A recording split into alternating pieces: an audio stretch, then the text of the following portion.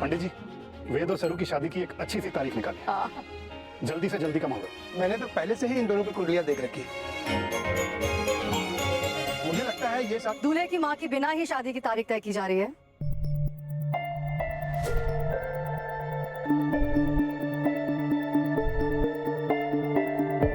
तारा, समधन जी, बिल्कुल समय पे आ गई हो, आ जाओ। अरे भाई जल्दी आओ, शगुन का सामान रखो यहाँ पे।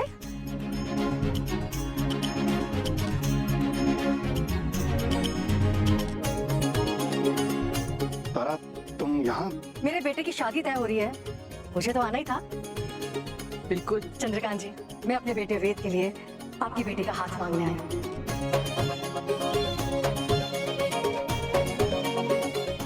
और ये शगुन की चुनरी खुद अपने हाथों से अपनी होने वाली बहू को उड़ाना चाहती हूँ। उड़ा दूं?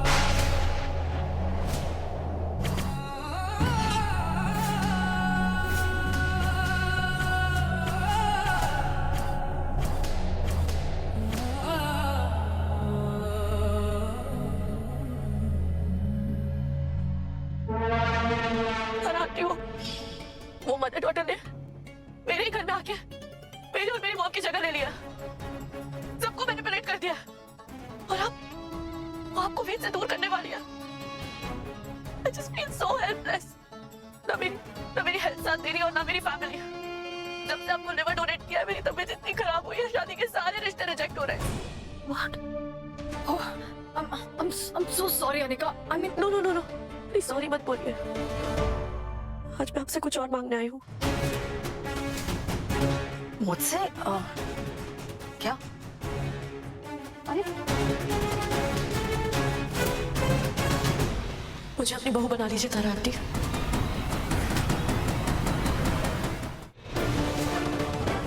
वेद से मेरी शादी करा दीजिए।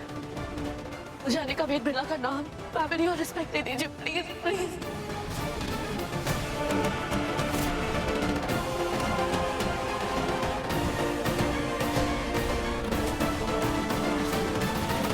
मंजूर है।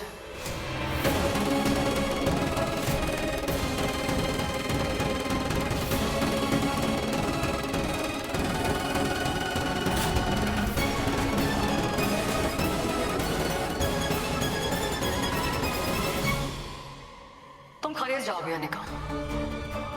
वेद और सरू का रिश्ता नहीं होगा। मैं वेद की शादी तुमसे करवाऊंगी। ये तारा बिरला का वादा है। अनिका, चंद्रकांत जी, मैं आपकी बेटी अनिका की शादी अपने बेटे वेद से करना चाहते हैं। ये क्या मजाक है तारा जी? मजाक? ओहो, अच्छा आपको लगा होगा कि मैं सरू को अपनी... नहीं चंद्रकांत जी, नो, नॉट एट ऑल। माना कि ये साबित हो गया है कि सरू आपकी अपनी बेटी है और इससे ये मेरे बेटे के लायक नहीं बन जाती।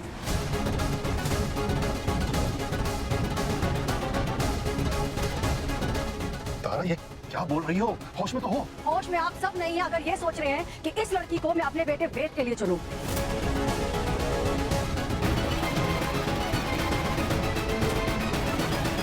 हाँ ठीक है, सरू के नाम के आगे बजाज लग गया तो सो व्हाट? सरनेम से सिर्फ पहचान बदलती है, बुनियाद और बातें नहीं। इस लड़की की परवरिश, इसका रहन सहन, उठने बैठने का तरीका, बोलने का तरीका, everything is so low class, there is no standard. कोई पर्सनालिटी नहीं है इस लड़की की। इस लड़की का मैच ही नहीं है मेरे बेटे वेद के साथ। On the other hand, look at Anika. She has class, exposure, eliteness है इसके अंदर। वेद के साथ खड़ी होती है तो फिट लगती है, लेकिन सरू जब वेद के साथ खड़ी होती है फर्क दिखता है। यहाँ तो सरू के रिश्ते की बात हो रही थी ना, ये क्या हो रहा है?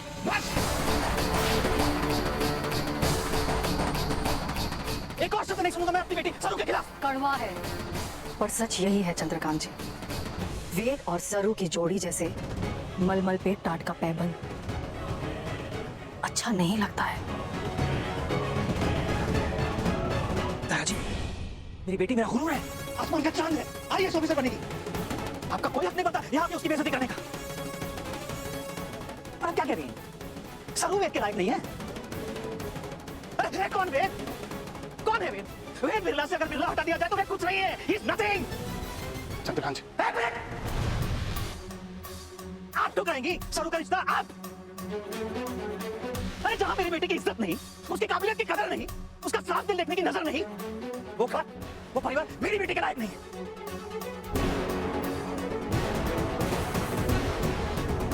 जहां उसकी सच्चाई की कीमत नहीं, वहां मैं उसके कदम तक नहीं बढ़ने दूंगा।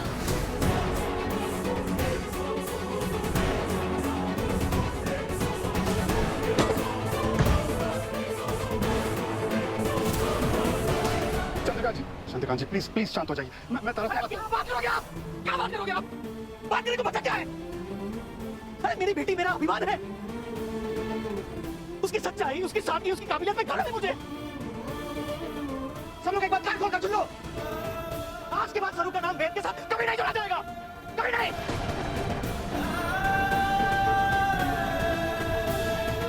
ये रिश्ता कभी नहीं होगा, कभी नहीं।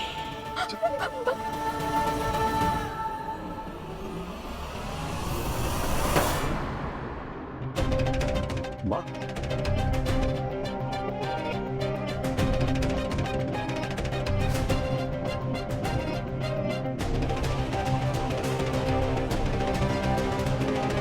देखा क्या? आप तो जानती हैं ना कि मैं सरू से कितना प्यार करता हूँ। इनफैक्ट आपने मुझे खुद कहा था माँ कि आप सरू का हाथ सर का नाम नहीं लिया था मैंने वेद। मैंने ये कहा था कि मैं तुम्हारा रिश्ता चंद्रकांत जी की बेटी के साथ करने आई हूँ।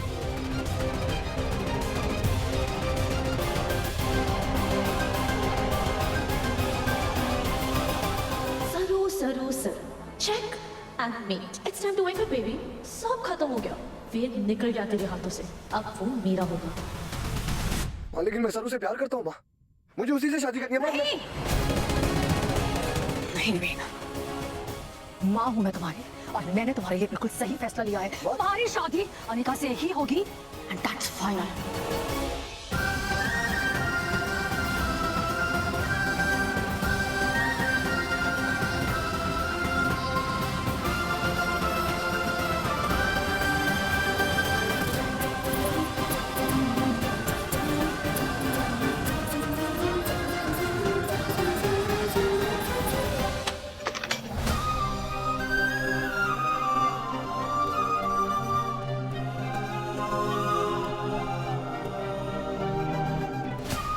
सबकी बाबा सब गुस्से में बातें बनती ना बिगड़ती है। सबों की खुशी के बारे में सोची, वो इंसान से बहुत प्यार करती है। जिस प्यार में बराबरी ना हो सरोजा, उस प्यार की जरूरत नहीं है मेरी बेटी को, नहीं है। सरू पूरे गांव की प्रेम है और आगे जाके अपनी काबिलियत की वजह से पूरे खरीज की शान बनेगी। अगर मेरी बेटी के आत्मसम्मान को कुचले तो मैं वो बर्दाश्त नहीं कर सकता। तारा बिरला के बेटे से अब मेरी बेटी का कोई वास्ता नहीं।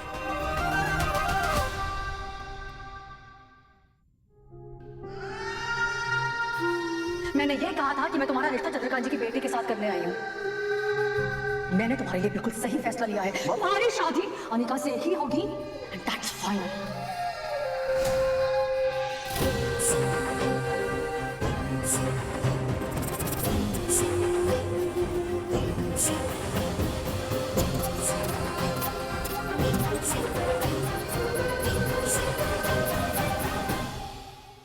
किसकी नजर लग गई हमारे प्यार को, हमारे रिश्ते को? हमने तो कभी किसी का बुरा ना किया ना, तो हर बार हमारा रिश्ता ही परीक्षा क्यों बन जाता है?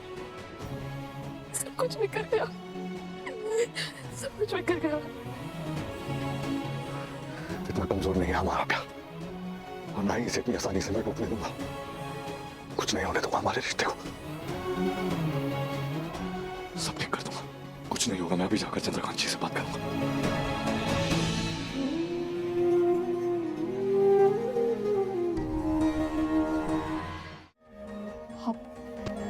ठंडे दिमाग से सोचिए, हमारी सरू के खातिर। सरोजा, मेरा फैसला नहीं बदलेगा।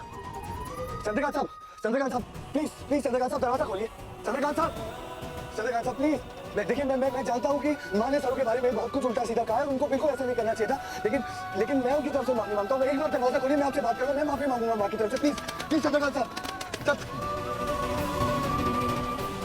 वेद, मुझे कुछ कहना सुनना नहीं है, तुम जाओ यहाँ से।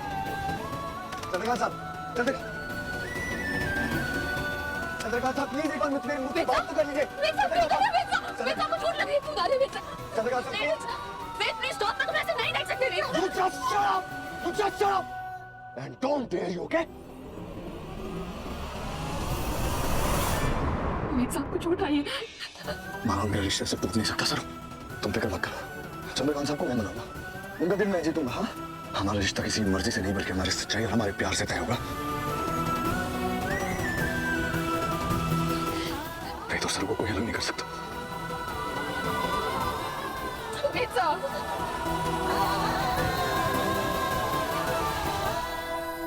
तारा, दिमाग खराब हो गया तुम्हारा? ये क्या किया तुमने? अच्छे से पता है मैं क्या कर रही हूँ, और जो भी कर रही हूँ अपने बेटे की भलाई के लिए कर रही हूँ। भला सरू के लिए तुम्हारी नफरत, नाराजगी अब जिद बन गई है, और इस जिद ने ना तुम्हारी आंखों पे पट्टी बांध दी। तुम्हें अपने बेटे का सच्चा प्यार, उसकी खुशी तक नजर नहीं आ रहा है। पट्टी वेद की आंखों पर पड़ी हुई है रमेश, मेरी आंखों पर नहीं। मैं माँ हूँ वेद की, उसका अच्छा बुरा देख सकती हूँ, और इस जन्म में तो क्या, अगले 7 जन्म में भी मैं सरू को वेद से शादी नहीं करने दूंगी। मैं ऐसा होने नहीं दूंगी। अच्छा, अगर तुम माँ हो ना तो मैं भी बाप हूँ वेद का। मैं भी देखता हूँ तुम वेद की खुशियों को कैसे बर्बाद करती हो। मैं अभी जाके चंद्रकांत जी से बात करूंगा। जो शादी कुछ दिनों बाद होनी थी ना, वो आज अभी होगी, तुम चाहो या ना चाहो। रमेश, रमेश! चंद्रू मैं हूँ बेटा, दरवाजा खोलो।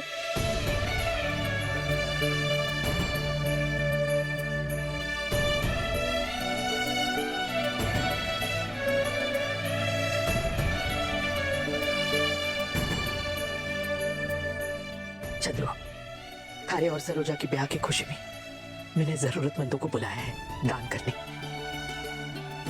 आज जो हुआ बिल्कुल अच्छा नहीं हुआ, लेकिन उन लोगों को खाली हाथ भेजना ठीक ना होगा, है ना?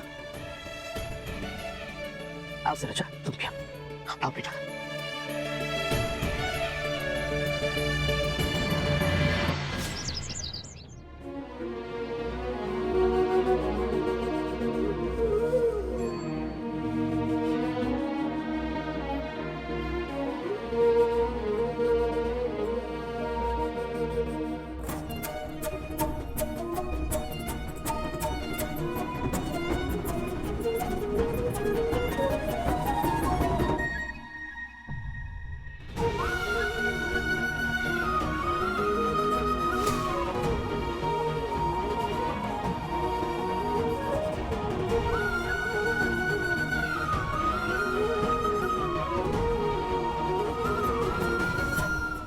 आज एक और जरूरतमंद आपके सामने आपके दर पर हाथ फैलाए बैठा है चंद्रकांत साहब, और मांग रहा है आपकी बेटी का हाथ।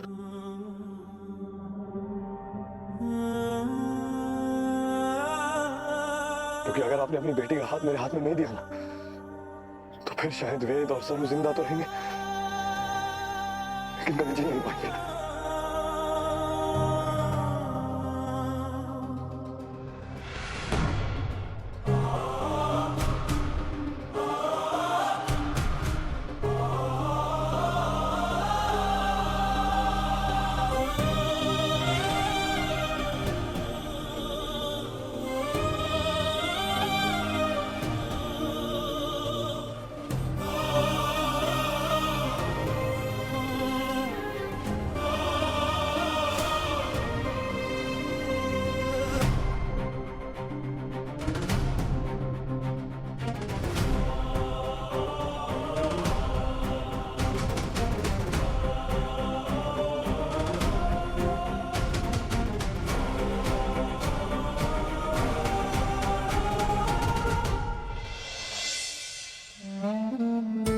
आज सरोजा और मेरी शादी हुई है तो मैं किसी को निराश नहीं भेजूंगा। तुमने मेरी बेटी का हाथ मांगा है, मैं दूंगा, पर एक शर्त है।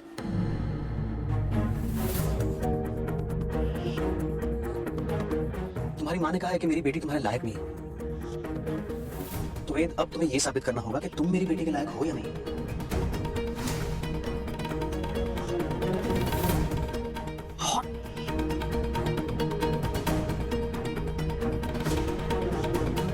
मैं और सरोजा रामनाथ जी बाबा के मंदिर में एक खास पूजा करने के लिए जा रहे हैं। वहां हम बाबा को 11,000 की सोने की तार वाली चुनर चढ़ाएंगे। अगर तुम सरू से प्यार करते हो, उसका सम्मान करते हो और उसके लायक हो, तो बिल्कुल ऐसी ही चुनर तुम भी बाबा को चढ़ाओगे। जी जरूर। लेकिन वो चुनर तुम्हारी मेहनत की कमाई के पैसों की होनी चाहिए, तुम्हारे माँ बाप के बिजनेस की सैलरी से नहीं। आज सिर्फ वेद की परीक्षा है, उसकी परख है। अपने सरनेम के बिना क्या हो तुम, ये तुम्हें साबित करना होगा। अगर पूजा खत्म होने से पहले तुम अपनी मेहनत की कमाई से वो चुनर बाबा के लिए लेके आ गए, तो मैं खुशी खुशी सरू का हाथ तुम्हारे हाथ में दे दूंगा। और अगर नहीं, तो तुम सरू को हमेशा हमेशा के लिए भूल जाओगे।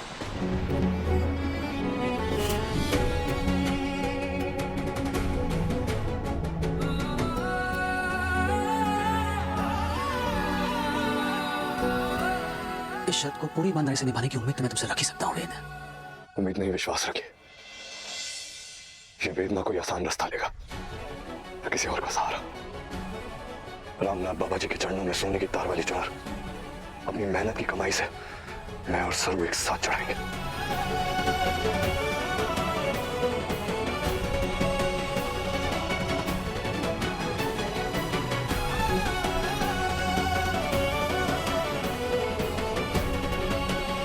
अपनी और अपने सच्चे प्यार की पहचान मैं लेकर आऊं आप सबके सामने।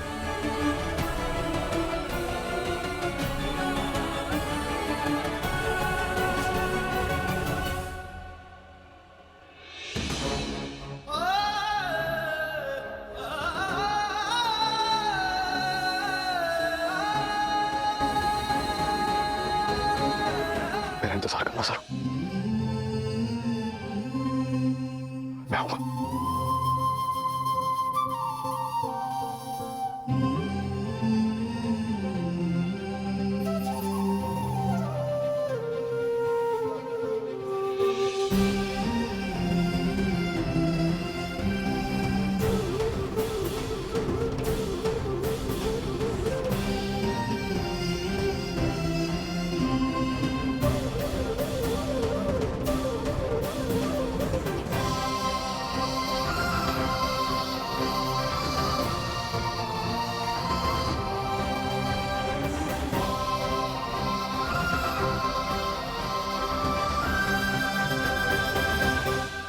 वेद, वेद रुक जाओ मैंने कहा। और किसकी बातों को सीरियसली ले रहे हो? वो लोग होते அன்பான ஆன்மீக உறவுகளே, நம்ம இப்ப பேச போற தலைப்பு இருள் சூழ்ந்த வாழ்க்கையில் ஒளியாய் வந்த முருகன். வாழ்க்கை என்பது எப்பொழுதும் எளிதான பாதை இல்லைங்க. சில நேரங்கள்ல அது பூ போல இருக்கும், சில நேரங்கள்ல அது முள் போலவும் இருக்கும். சில நேரங்கள்ல நம்மை சுற்றி இருளும் இருக்கும், வெளிச்சமும் இருக்கும். அது போலதான் வாழ்க்கையும். நம்ம எது செஞ்சாலும் சரியா செஞ்சோமா என்று மனம் சரி பார்க்கும். சரியா செய்யலைன்னா மனம் உடைந்து போகும். அந்த நேரத்துல நம்ம காப்பாத்த யார் வருவான்னு மனம் எதிர்பார்க்கும். அந்த யார் என்பது நமக்கு தெரியாம ஒரு சக்தியா இருக்கலாம். அந்த சக்தி அந்த நேரத்துல நம்ம தூக்கி நிறுத்தும் அப்படின்னு எதிர்பார்ப்போம். அவர்தான் நம் காக்கும் குமரன், நம் குழந்தை வடிவேலன், முருகப்பெருமான். என்னடா இவன் இருள்ன்றான், சக்தின்றான், என்ன சொல்றான்னு புரியலன்னு யோசிக்க வேண்டாம். அது நான் என்னன்னு தெளிவா உங்களுக்கு சொல்றேன். சரிங்களா? இப்ப நம்ம வாழ்க்கையில வர என்னென்ன சோதனைகளை பார்ப்போம். அதுல உங்களுக்கு எது இருள் அப்படின்னு புரியும் உங்களுக்கு. இன்றைய காலகட்டத்துல பாத்தீங்கன்னா மனிதர்கள் அனைவருமே பெரும் மனக்குழப்பத்தில் வாழ்கிறார்கள். அது குடும்ப பிரச்சனைகள், பண நெருக்கடி மற்றும் உடல்நலக்குறைவு, நம்பிக்கை வைத்தவர்கள் துரோகம் செய்வது. இருக்கிறதுலயே இதுதான் மிகுந்த மன அழுத்தத்திற்கு உள்ளாகும். ஒருத்தர் மேல் நம்பிக்கை வைத்து அது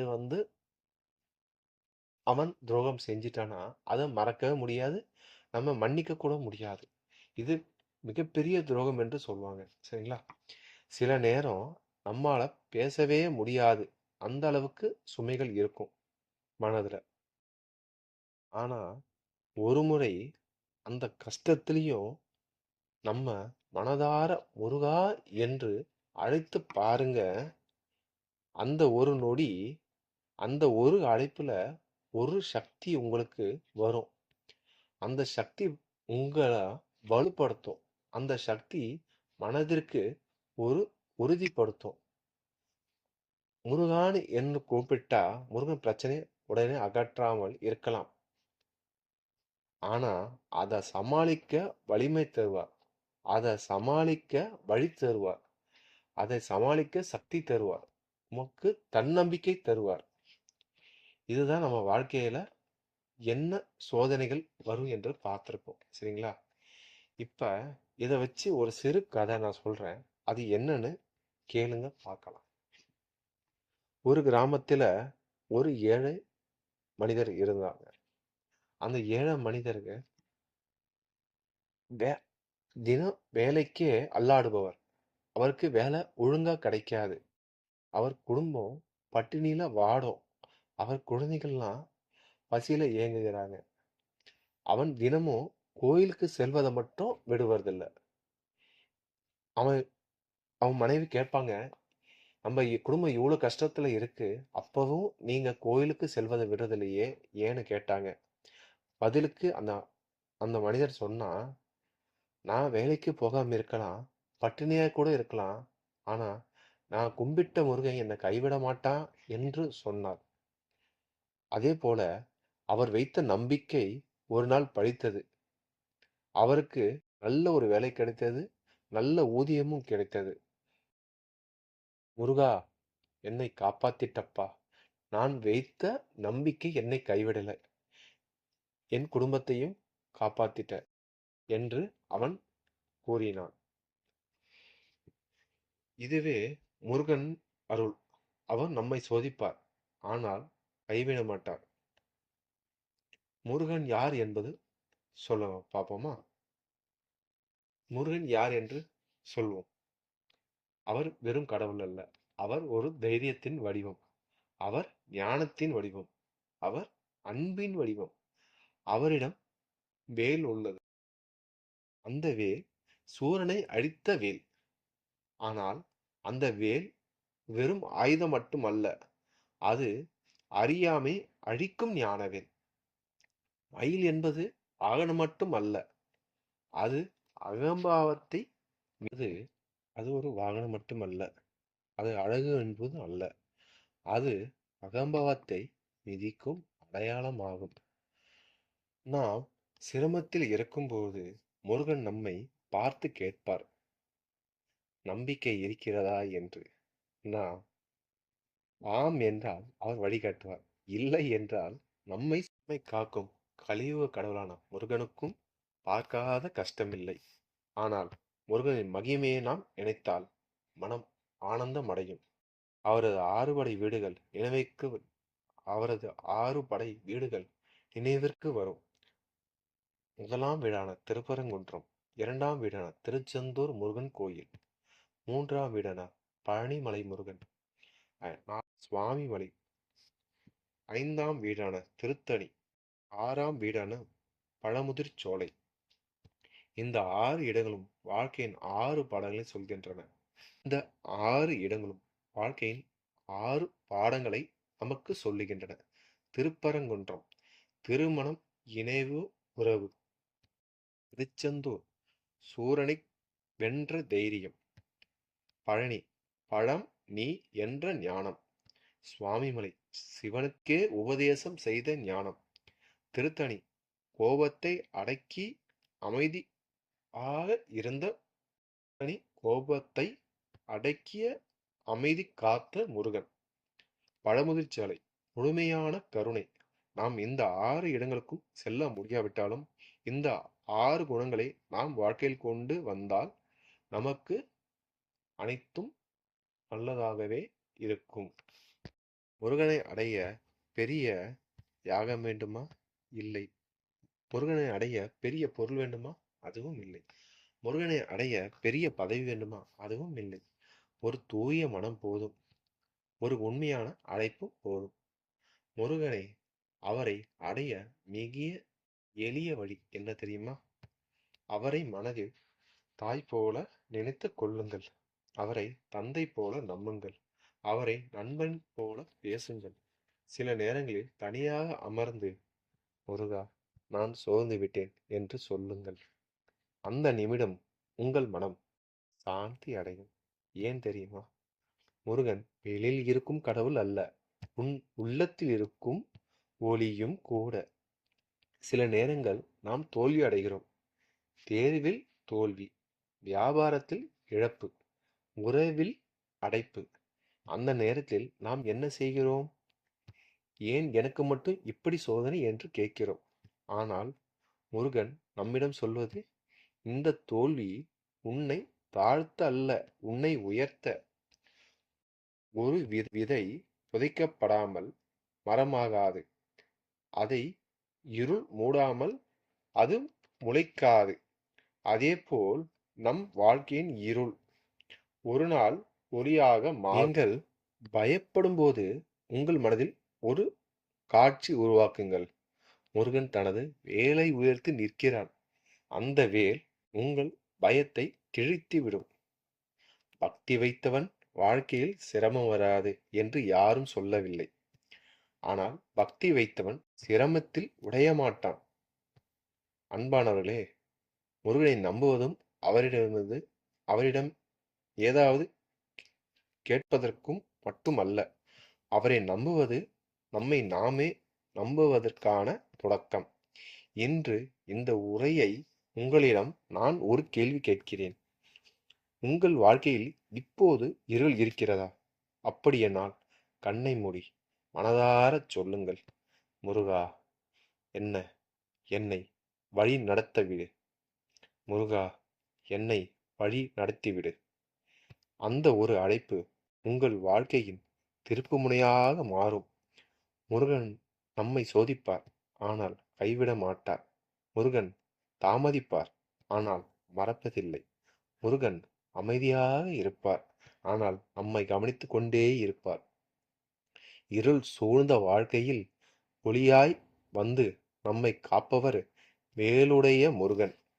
அவரது அருள் உங்கள் குடும்பத்தில் நிலைக்கட்டும். உங்கள் மனதில் அமைதி மலரட்டும். உங்கள் வாழ்க்கையில் ஒளி பரவட்டும். காணொளியை பார்க்கும் அனைவருக்கும் முருகன் அருள் பொழியட்டும். உங்கள் குடும்பம் அமைதி நிலைக்கட்டும். உங்கள் முயற்சி வெற்றி கிடைக்கட்டும்.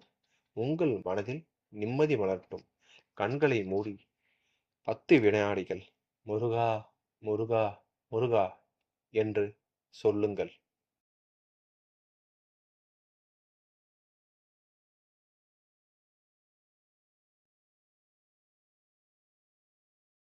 நம்பிக்கை கொண்ட மனம் ஒருபோதும் தோற்காது. முருகனை நம்பியவர் ஒருபோதும் தனியாக இருப்பதில்லை. இந்த ஆன்மீக பயணத்தில் நீங்கள் இணைந்திருக்க லைக், ஷேர், சப்ஸ்கிரைப் செய்து ஆதரிக்கவும். வாழ்க பக்தி, வாழ்க முருகனருள், வாழ்க வளமுடன். பக்தி மார்க்கம் சேனல்.